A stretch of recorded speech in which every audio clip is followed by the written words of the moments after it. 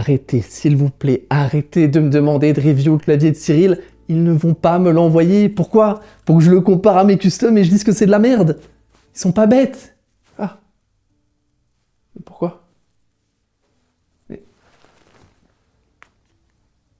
Bon bah... Review. Ils sont bêtes, hein. Et avant de débuter, je précise que je vais faire gagner ce clavier tryhard à l'un ou l'une d'entre vous.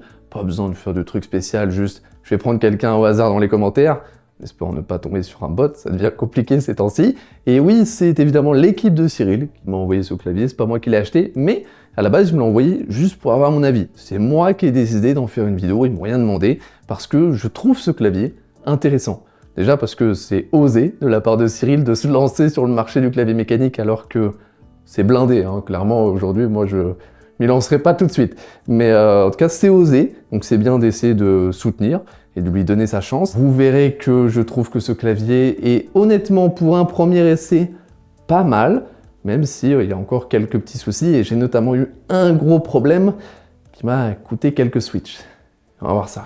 Alors je passe vite sur l'unboxing parce que c'est très standard. Vous avez juste le manuel, un petit outil pour retirer ses switches et ses keycaps, et enfin un câble USB-C qui est tressé, ce que j'apprécie. Passons maintenant au sujet principal et je vais commencer par le design global du clavier. Et franchement, je le trouve sympa. Alors ça reste un rectangle noir, hein, comme beaucoup de claviers, mais il y a la petite touche originale avec notamment ce petit bourrelet, je sais pas comment l'appeler, mais le petit bourrelet blanc tout autour qui casse le design standard des claviers mécaniques. Si je dois quand même donner un petit défaut, je suis pas fan des petits renfoncements ici sur le côté, on dirait juste qu'il manque quelque chose ou que c'est tombé pendant la livraison. Alors c'est peut-être mon esprit malade, mais j'aurais trouvé ça limite mieux que ce soit tout plat ou alors qu'on le remplisse de plastique blanc pour faire un rappel avec le petit bourrelet. Bon, je préviens, je ne suis pas designer et mes idées sont souvent à chier, mais en tout cas, pas très fan de ça. Ce dont je suis fan par contre, ce sont les keycaps, en tout cas le design des keycaps. Ce qui est sûr, c'est qu'ils ne ressemblent à aucun clavier que j'ai vu de ma vie, et pour moi ça, c'est un très bon point. Vous le savez, je commence à avoir quelques claviers, et c'est vrai qu'aujourd'hui j'apporte beaucoup d'importance à l'originalité. Attention, ça ne veut pas dire qu'il n'y a pas un set de keycaps quelque part qui lui ressemble, mais il y a de très grandes chances que votre voisin n'ait pas le même chez lui. Et c'est rigolo parce que c'est un peu ce qu'on recherche dans le custom, en tout cas moi, ne pas avoir le même clavier que tout le monde.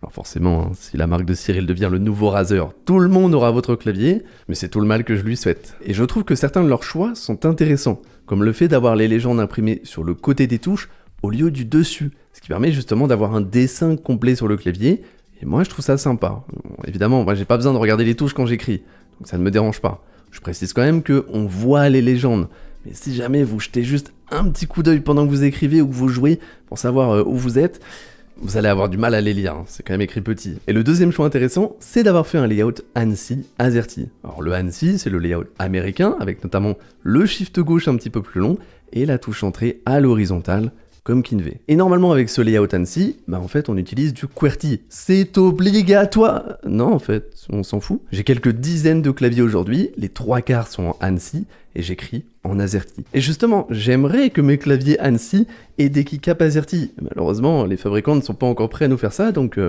on fait avec ce qu'on a. Et je ne vois vraiment pas le problème de ce qu'a fait Cyril avec ce clavier. Si lui préfère la disposition de touche ANSI, eh bien, qu'il utilise le ANSI sur son clavier AZERTY. Ça ne change rien. Alors si, c'est vrai que pour les Français, ça peut être relou ce layout parce que, on perd la petite touche ici, et je pense que si vous êtes programmeur, vous savez à quoi elle sert et c'est un petit peu chiant de pas l'avoir. Maintenant, il y a toujours moyen de remapper les touches, c'est pas la mort. Et pour terminer avec le design, on retrouve un petit knob noir en aluminium. C'est sympa, même si personnellement je n'utilise jamais les knobs, et je trouverais que le clavier serait plus joli sans, mais ça, c'est vraiment une question de goût. Maintenant, il faut qu'on parle de la sensation de frappe. C'est pour moi l'aspect le plus important d'un clavier, parce qu'il peut être majestueux et sonner comme un ange, si ce n'est pas agréable d'écrire avec, ça sert à rien de l'acheter. Et là-dessus, je dois dire qu'il s'en sort plutôt bien. Les switches sont agréables, ce sont des scies doux linéaires prélubrifiés, et je dis bien prélubrifiés, ça c'est quand même cool et je suis assez étonné. Pour ce qui est des touches, elles sont pas mauvaises, si je les compare à des claviers plus mainstream comme Razer, c'est pas moins bien. Après attention, la comparaison n'est pas très flatteuse, hein. J'ai des sets de touches AliExpress à 30 € qui sont plus agréables que ça. Et attention, je dis pas ça méchamment parce que je suis fan des sets de touches AliExpress que je trouve de bonne qualité et que j'utilise énormément sur mes claviers parce que les touches de clavier premium là pour les customs, faut savoir qu'elles coûtent le prix de ce clavier complet, donc c'est un peu chiant. Il faut savoir que ce sont des touches en PBT dye-sub. Ça veut dire qu'il y a une couche de plastique et dessus on a imprimé ce dessin via une technique de sublimation. Évidemment, certains préfèrent ce qu'on appelle le double shot, avec 2 couches de plastique. Mais en fait, en faisant du double shot, vous ne pouvez pas avoir ce genre de design. C'est impossible sans sublimation. Et toujours sur le confort de frappe, j'ai noté que sur les 4 stabilisateurs, celui-là, et celui-ci, eh bien j'en ai 2 que je trouve franchement parfaits, aucun défaut, mais j'en ai aussi 2 qui ont un petit bruit métallique, notamment ces 2-là sur le côté. Ça veut souvent dire qu'ils n'ont pas été correctement lubrifiés. Et en fait, moi, je pourrais régler le souci en quelques secondes. Je prends ma petite seringue de lubrifiant, pap, et c'est bon, ils sont nickel. Mais personne n'a ça à la maison, en tout cas pas ceux qui vont acheter ce clavier. A noter aussi que ce sont des stabilisateurs à monter sur plate, ou plate mount stab, ce qui n'est pas grave, mais c'est vrai qu'aujourd'hui on préfère les stabilisateurs à visser sur le PCB. Et c'est marrant parce que le PCB de ce clavier possède les trous pour mettre des stabs à visser. Donc si vous en avez chez vous, vous pourrez les mettre. J'aurais quand même préféré qu'ils soient de base, parce qu'on va pas se mentir que 99,9% des acheteurs de ce clavier ne vont jamais s'embêter à aller mettre de nouveaux stabilisateurs. Il faut savoir aussi qu'il y a un facteur qui a beaucoup d'importance sur le ressenti de la frappe. C'est le système de montage qui a été choisi pour le clavier. Il en existe plusieurs, et les équipes derrière celui-ci ont décidé d'utiliser le fameux gasket mount, qui consiste en très gros à coincer la plate entre la partie haute et la partie basse du clavier en utilisant un matériau flexible, comme la mousse, le caoutchouc, le silicone, quelque chose qui peut s'enfoncer et absorber les chocs. Il y a souvent 2 raisons pour lesquelles on veut utiliser cette technique. Premièrement, c'est pour rendre la frappe plus flexible, ce qui fait qu'en fait, la force de nos doigts va plus ou moins, suivant la quantité de flex, faire plier la zone d'écriture, ce qui permet d'avoir un ressenti complètement différent entre un clavier qui n'a aucun flex et un clavier qui en a beaucoup. Le truc en fait, c'est que la majorité des claviers qui utilisent le gasket mount aujourd'hui ne le font pas vraiment pour avoir du flex, déjà parce que c'est devenu un argument commercial, hein. Quand j'ai commencé le custom il y a 2 ans, c'était hype d'avoir un clavier gasket mount. Aujourd'hui, c'est devenu la norme et même Razer s'en vante, c'est pour vous dire. Sauf que du coup, tous ces claviers, ils ajoutent juste des petits bouts de mousse sur la plate, donc c'est du gasket mount, mais le flex est tellement faible que vous ne le ressentirez jamais en écrivant normalement. Par contre, le gasket mount, il a un autre effet positif, c'est qu'il permet d'absorber les chocs, ce qui réduira légèrement la fatigue de vos doigts sur de longues sessions. Mais aussi, ça permet d'absorber une partie du son, ce qui peut modifier sa signature sonore. Et pour ce clavier tryhard, comme je le disais, c'est un gasket mount très léger, il n'y a presque aucun flex. C'est normal parce que c'est une plate en alu, donc c'est difficile de plier de l'alu. Maintenant, c'est toujours sympa d'avoir du gasket mount, mais faut pas non plus vendre ça comme quelque chose d'exceptionnel. Ça devient la norme aujourd'hui. Je vais maintenant vous lâcher plein de petites infos sur le clavier, si jamais il y en a une qui vous intéresse, et ensuite je vous passe les tests audio que j'ai réalisés, et enfin on va parler des défauts, des problèmes que j'ai eus sur ce clavier tryhard. Alors ce clavier possède évidemment du RGB, qui de base est setup en blanc, mais vous pouvez le mettre dans n'importe quelle couleur. Les LED pour ce RGB sont placés vers le bas des switches, ce qui permet de ne pas avoir de problème de compatibilité avec les touches au profil Cherry. Mais attention, ça veut aussi dire que si vous voulez mettre un set de touches Shine Through, donc où on voit le RGB à travers, eh bien ça rendra sûrement moins bien parce que les légendes sont souvent placées sur le haut des touches. Il faut aussi savoir que le clavier est hot swap, ça veut dire que vous pourrez retirer les switches quand vous le voulez pour en changer, ce qui est pratique, mais même si vous voulez pas les changer. Imaginons que l'un de vos switches meurt, ce qui peut arriver. Et bien sur un clavier non hot swap, eh bien il vous faudrait soit renvoyer le clavier, soit dessouder et ressouder vous-même les switches. Un petit peu chiant. Alors qu'ici, vous avez juste à le retirer et à le remplacer en quelques secondes. Maintenant, c'est l'heure de passer au test audio que j'ai réalisé avec ce clavier tryhard, sachant que le premier test est fait sans aucune modification apportée au clavier. Le deuxième, j'ai modifié très légèrement le clavier, juste en remplaçant le silicone à l'intérieur par de la mousse. Sur ce, bonne écoute.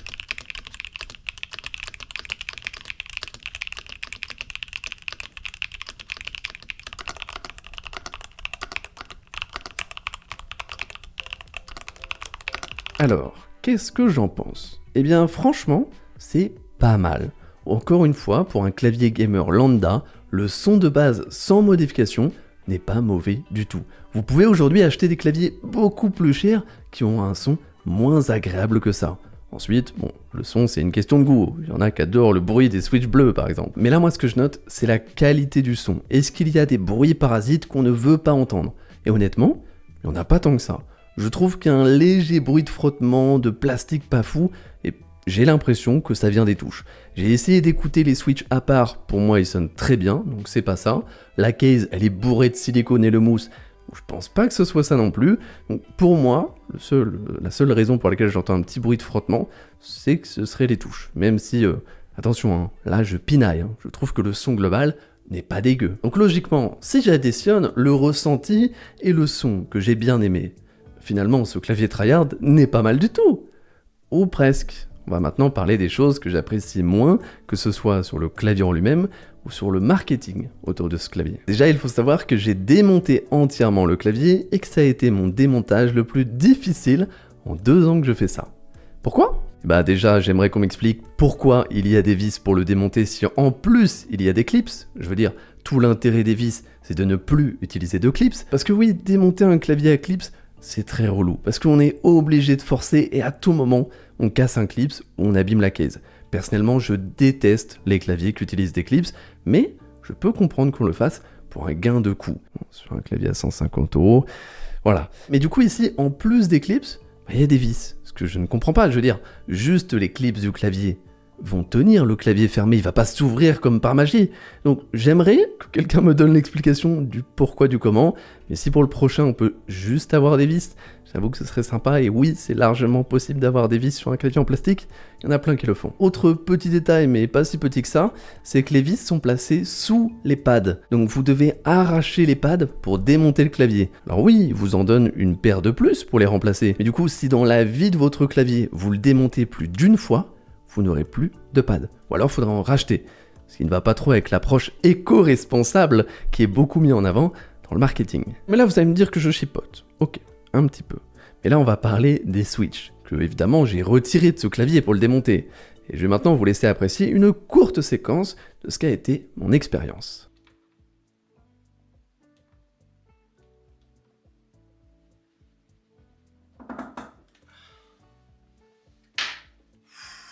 Alors là, ça ne paraît peut-être pas trop à la caméra, mais je force autant que je le peux, parfois même à 2 mains pour retirer les switches, au point où j'en ai cassé pas 1, pas 2, pas 3, pas 4, pas 5, mais bien 19 switches sur les 68. Alors quand je dis casser, hein, il fonctionne toujours, mais j'ai cassé une petite partie en plastique sur 19 de ces switches, tellement j'ai dû forcer pour les retirer. Et ça c'est un gros problème, parce que le clavier il est vendu hot swap, ça veut dire que je dois être capable de retirer les switches facilement sans me casser un pouce ou un switch. Alors au début je me suis dit, est-ce que c'est la plate qui est mal ajustée pour les switches et donc ils sont trop serrés? Est-ce que ce sont les switches qui sont légèrement trop gros? Et en fait c'est rien de tout ça. Lorsque j'ai continué mon démontage, j'ai pu constater qu'il y avait une chose bizarre sur mon PCB, il était recouvert d'un film plastique. Alors au premier coup d'œil, on peut penser que c'est un plastique spécial pour modifier la signature sonore du clavier. Ouais mais attends, mais le film il recouvre tout, même les LED. Donc mon hypothèse, c'est que c'est un film protecteur qui est mis par le fabricant du PCB et qui est censé être retiré à l'assemblage, comme le film que vous retrouvez à l'arrière de votre carte graphique neuve. Mais vous allez me dire, comment ce film plastique a pu avoir un impact sur les switches? Et bien pour ça, il faut retourner le PCB, et là on peut voir que dans les trous réservés aux switches, il y a du plastique qui ressort et qui a étrangement la forme exacte du dessous des switches. Donc ma seconde hypothèse, c'est que les switches ont été enfoncés par une machine de force sur ce PCB qui avait encore son film plastique, ce qui a eu pour effet de quasiment fusionner le plastique autour des switches, et donc rendre leur extraction très difficile. Encore une fois, c'est un gros problème, hein, parce que moi j'ai l'habitude des claviers, et je peux les démonter relativement simple, mais monsieur tout le monde qui le reçoit et qui essaye de retirer un switch et voit que ça marche pas ou carrément qu'il le casse, il va pas être très content. J'ai donc contacté les équipes de Cyril, qui ont été très réactives, et qui m'ont dit qu'ils allaient enquêter pour voir si c'est un problème qui a déjà été remonté au SAV. Ils m'ont ensuite affirmé que sur les 2000 unités de la première production, ils n'ont relevé que 16 problèmes, en comptant le mien, qui est apparemment le plus grave qu'ils aient rencontré. Évidemment, ça ne fait que 1 mois que ces claviers sont entre les mains de leurs propriétaires, et il y a très peu de chances qu'ils aient tenté de le démonter comme moi, donc je ne peux pas dire si d'autres claviers auront le même souci. Bon ça c'est fait, c'était vraiment le gros problème que j'ai eu et qui apparemment ne devrait pas se retrouver sur d'autres unités. Il y a juste un dernier petit détail sur lequel j'aimerais chipoter, c'est la batterie. En fait, elle est de 3000 mAh et elle ne durera environ que 5 heures avec le rétroéclairage blanc à fond. Ce qui en fait est la norme dans les claviers mainstream comme Razer ou autres. Et dans le custom aujourd'hui, on voit des claviers avec des batteries de 6-7000 mAh. En fait, ils combinent deux batteries parce que tu peux pas mettre une batterie de 7000. Et là, vu la place qu'il y a dans la case, je me dis que ce serait faisable. Je me demande quand même s'il n'y a pas des problèmes pour la livraison, problème légal. C'est peut-être interdit de livrer un produit avec une batterie aussi grosse dedans. Je sais que pour les customs, ce qu'ils font, c'est qu'ils livrent la batterie en dehors du clavier. Peut-être que ça permet de tricks le truc, mais dites-moi dans les commentaires si vous avez des raisons pour ça, parce que même Razer, ils n'utilisent pas des batteries de 6-7000, donc c'est qu'il doit y avoir une raison. Bon, la partie review, elle est terminée. Maintenant, je veux consacrer un petit peu de temps pour parler du marketing autour de ce clavier, et aussi du lancement. Je précise dès maintenant que ça n'a pas pour but de démonter le clavier, ou parler mal de Cyril pour faire des likes, c'est juste dans le but d'essayer d'améliorer le milieu et d'éviter qu'il devienne comme les marques mainstream, dont ils sont censés se différencier. Je trouve, c'est vraiment à titre personnel, que le marketing autour de ce clavier tryhard, que ce soit le site ou la vidéo d'annonce, est un petit peu borderline pour moi. Dans le sens où Cyril parle d'un clavier qui va révolutionner les claviers gamers, qu'il est vraiment différent des autres, qu'il est parfait selon lui. Et je pense honnêtement qu'une partie est simplement due à une trop grande excitation, parce que ça faisait 1 an qu'il avait le projet en tête. Mais je pense quand même qu'il faut faire attention à ce qu'on dit quand on vend un produit, surtout quand on le vend de cette façon, c'est-à-dire avec une quantité limitée, parce que ça donne un peu l'impression de juste vouloir générer un maximum de ventes, quitte à déformer un peu la réalité. Encore une fois, le clavier, il n'est pas mauvais, mais est-ce qu'il est totalement différent des milliers d'autres claviers gamers? Non. Le seul aspect où ce clavier tryhard amène une réelle originalité, c'est son design, qui casse avec le simple rectangle noir RGB, et c'est bien. Et c'est à peu près tout. Tout le reste, ce n'est pas la nouveauté, ce n'est pas exceptionnel, dans le sens rare. Si vous achetez ce clavier tryhard, vous achetez un clavier gamer lambda avec un design particulier.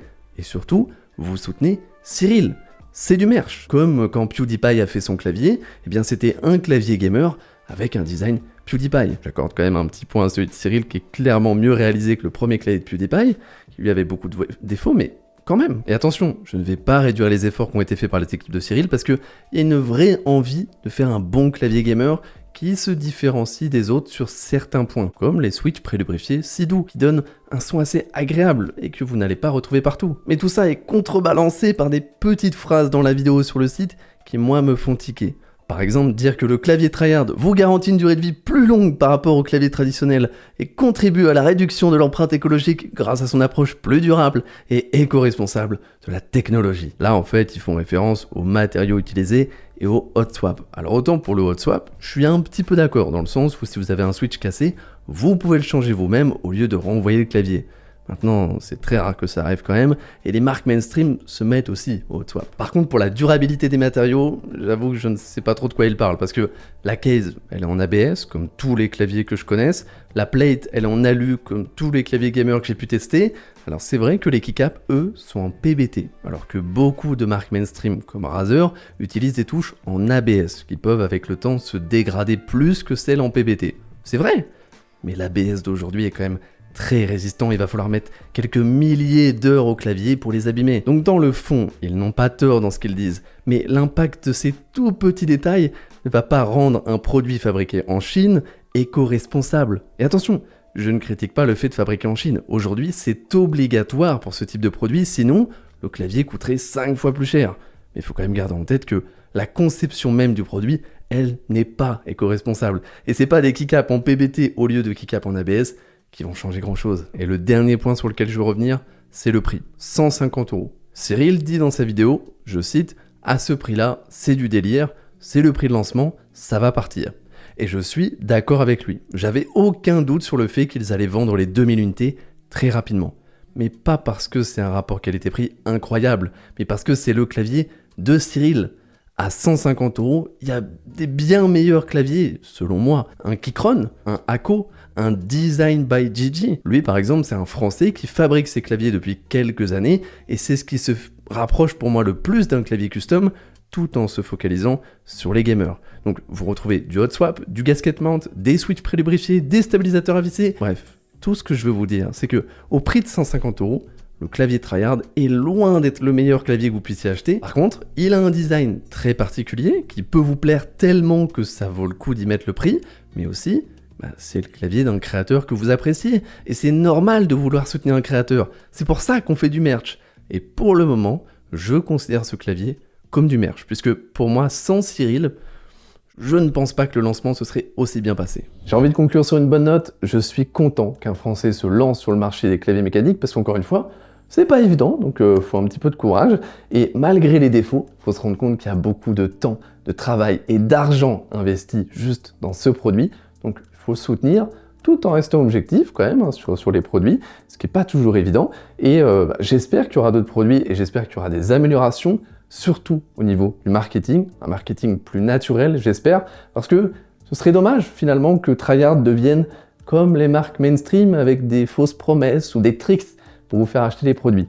Enfin, c'est mon avis final. Merci quand même à Cyril et son équipe pour l'envoi du clavier qui m'a permis de faire cette review. Merci à vous et merci au sponsor de la vidéo qui me permet de vous faire ces vidéos. Je n'oublie pas le sponsor de toujours, Akko. Avec leur switch au rapport qualité-prix imbattable, les kits DIY légendaires comme le Mondsgeek M1 et plus récemment le Mondsgeek M7 en layout FRL qui est mon layout préféré aujourd'hui. Et si jamais vous voulez des claviers déjà montés, ils ont tout ce qu'il vous faut avec notamment leur clavier HE avec switch magnétique comme le Wooting 60. Pensez à utiliser le lien en description ainsi que le code CTC pour obtenir 10% de réduction.